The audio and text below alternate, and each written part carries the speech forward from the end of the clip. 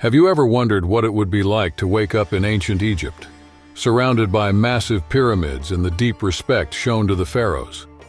Behind all this grandeur were some curious customs involving rituals, superstitions, and magical practices, especially when it came to pregnancy and childbirth. For the Egyptians, fertility wasn't just about continuing the family line. It was also seen as a divine gift, a blessing from the gods. Two deities were particularly revered: Hathor, who represented love, motherhood, and female sexuality, and Taweret, depicted as a pregnant hippo with a big belly, symbolizing protection during labor. To confirm pregnancy, methods that might seem strange today were common practice. One of the best known involved testing grains, which further enhanced the mystical aura surrounding the arrival of new life into the world. In ancient Egypt, there was an unusual way to confirm pregnancy. Women would pee on wheat and barley seeds. If either of these grains started sprouting, it meant a baby was on the way. Plus, whichever seed sprouted first would reveal the baby's gender. Wheat meant a girl, barley meant a boy. During pregnancy, many women sought protection against negative forces by wearing amulets around their necks. The most popular featured either the goddess Bastet or a scarab beetle, reinforcing the belief in protective energies. When it was time to deliver, childbirth usually happened at home with the help of midwives who blended medical care with magical rituals. They would recite special spells and apply oils believed to ease the baby's arrival. There was also knowledge about herbs that could end pregnancies, though most people frowned upon this. Society viewed the practice as going against the gods' wishes, discouraging anyone from using these substances. In ancient Egypt, there was a practice that might seem unimaginable today: burying servants along with their masters. This custom occurred mostly during the pre-dynastic and early dynastic periods, around 3126 BC, when rulers and nobles believed they'd need not only valuable objects, but also people to serve them in the afterlife. Traces of this ritual have been found in places like Abydos and Saqqara. In the tombs of early dynasty pharaohs, archaeologists discovered dozens, sometimes hundreds of servants and courtiers buried alongside the ruler. Typically, these were young people in good physical condition, suggesting they died violently and intentionally. Their bodies were placed in separate chambers close to the pharaoh's tomb, reinforcing the belief that they'd keep serving him in the next life. In ancient Egypt, death was seen as the start of a new journey. They believed that after passing away, a person would continue living in Duat, the underworld, where they'd carry on with the same lifestyle they had before. Servants were expected to follow their masters to provide necessary care, ensuring that life there mirrored their earthly existence. Over time, as Egyptian culture and society changed, the practice of sacrificing servants was replaced by a less extreme solution: the Ushabti figurines. These little statues were given the job of coming to life in the afterworld to serve the deceased, keeping alive the belief that support and assistance would still be needed after death. Another intriguing aspect of ancient Egyptian history is the custom of incestuous marriage. Pharaohs often married their sisters or even daughters, following a tradition they believed strengthened royal legitimacy and maintained religious harmony. As strange as these practices might sound today, they were all part of a system that upheld the power and culture of the time. The pharaohs of ancient Egypt, seen as living gods, had some customs that really stand out today. Among these was marrying close relatives, not due to lack of options, but to preserve the royal bloodline and reinforce their sacred status.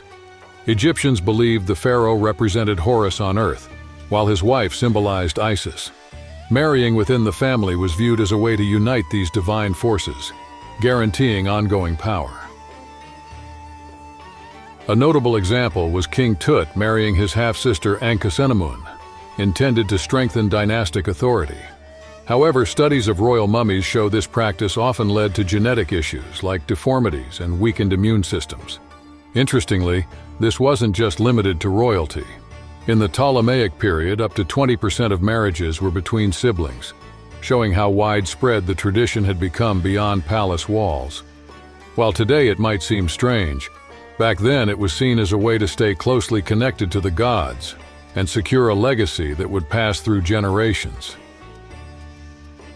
This choice went beyond religious beliefs. It was also about keeping wealth and land within the family. Even though it might seem like everyone accepted it, historical records show that marriages between close relatives weren't as popular among ordinary people, reinforcing the idea that this was a royal privilege rather than a common social rule. Another interesting part of Egyptian life was their battle against flies. Despite their reputation for cleanliness, these pests constantly bothered people and posed serious health risks. In one extreme attempt to get rid of these insects, Egyptians even resorted to using people as bait. According to accounts from Herodotus, Pharaoh Pepi II would order his servants to smear honey all over their bodies to attract the flies and keep them away from him.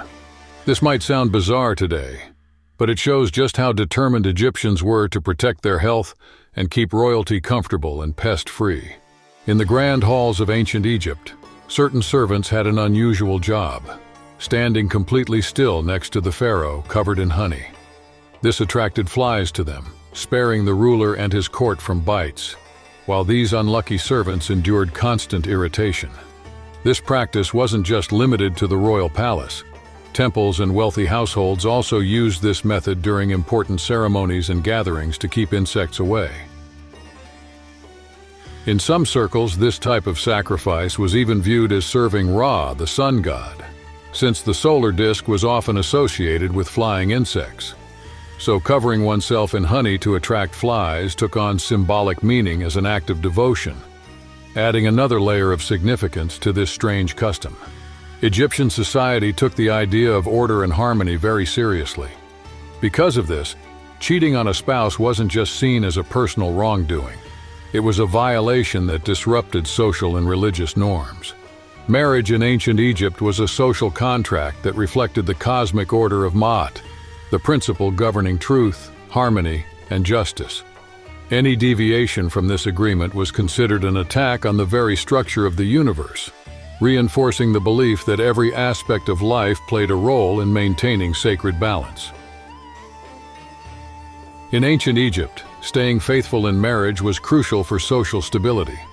Legal documents and tomb inscriptions show that, in cases of adultery, the consequences could be serious, especially for women.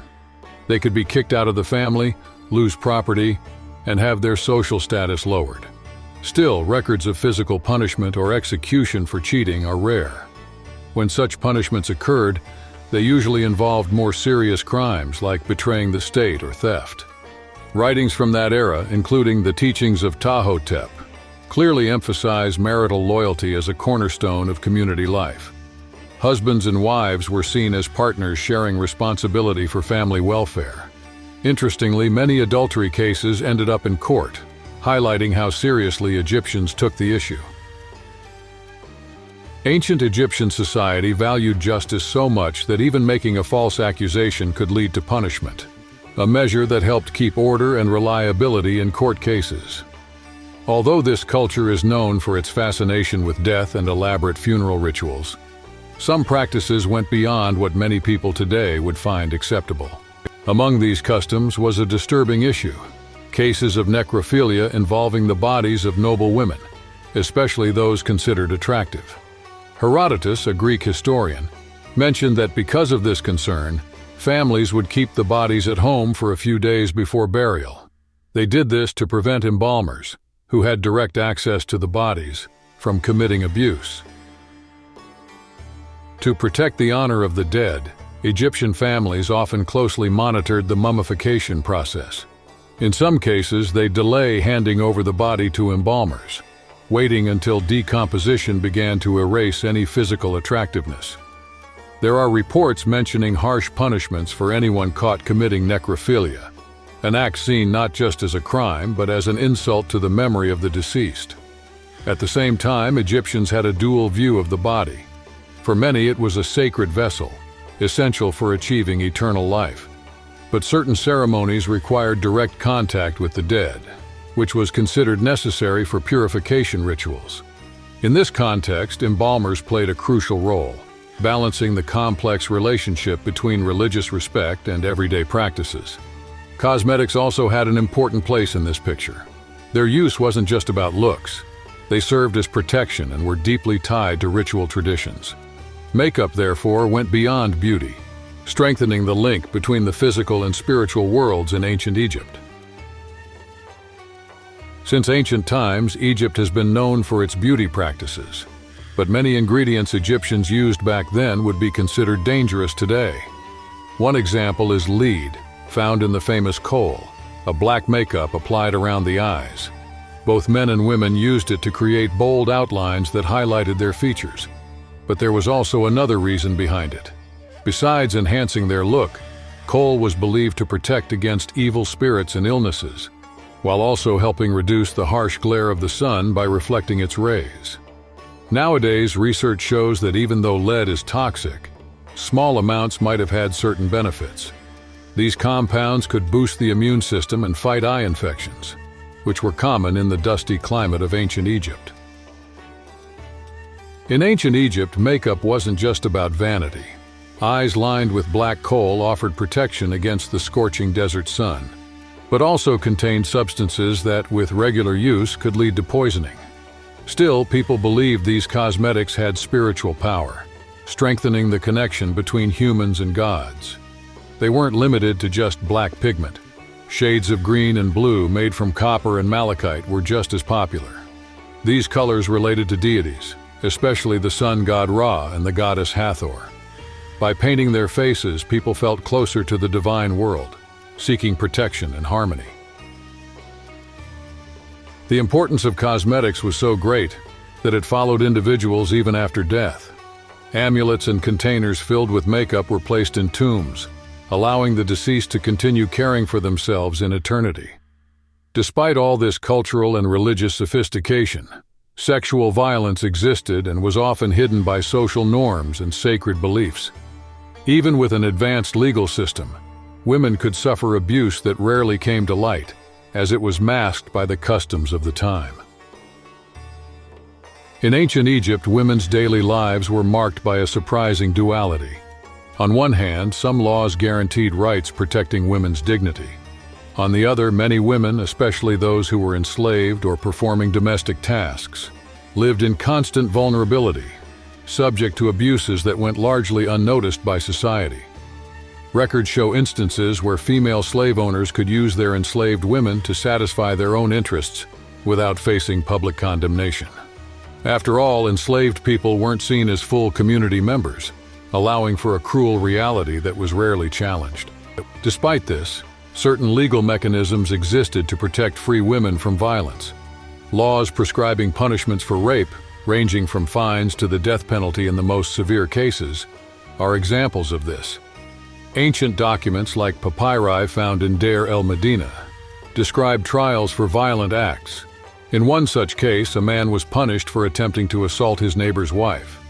There was also a particular concern about protecting young girls' virginity. If a girl was assaulted, her family could demand financial compensation or insist that the perpetrator be punished. Ancient Egyptian records highlight how the fate of many lower-status women depended heavily on the desires of the men around them. This contrasts sharply with a curious custom from the same era. Children often spent much of their childhood without wearing any clothes at all. In that hot climate, clothing wasn't really necessary, and nudity was seen as a natural, everyday thing that didn't cause embarrassment. During this period, boys and girls wore jewelry and charms that carried deeper meanings. Amulets with images of the god Bees, protector of homes and children, were common, along with scarabs, symbols of rebirth and protection. These items added a spiritual element to daily life, reinforcing local beliefs. As adolescence approached, daily routines changed. Simple loincloths or linen tunics became the norm, signaling a new stage in young people's lives.